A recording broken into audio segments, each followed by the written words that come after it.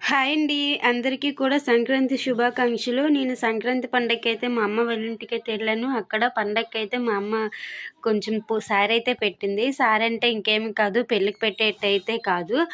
పండగకి పిండి వంటలైతే చేసుకుంటారు కదా! అవన్నమాట. జంతికలు, నెక్స్ట్ చెగుడియలు అవన్నీ చేసుకుంటారు కదా! చాలామంది చాలా వెరైటీస్ చేసుకుంటారు. కానీ మేము కొన్ని వెరైటీస్ అయితే చేశాము. అందులోనివైతే నేను తెచ్చుకున్నవైతే మీకు చూపిస్తున్నాను. నేనైతే కొంచెంగానే తెచ్చుకున్నాను. ఎందుకంటే వింటర్ కదా! ఎవరు తినరు.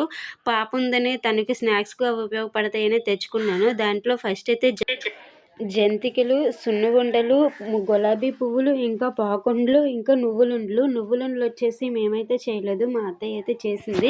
ఇవి చేసేటప్పుడు మా అమ్మ వాళ్ళ ఇంటికైతే వెళ్ళాను హెల్ప్ చేయడానికి. నాకొచ్చిరన్నట్టు హెల్ప్ చేశాను. ఇగోండి ఇక్కడ మా పాప సున్నుండలైతే తింటుంది.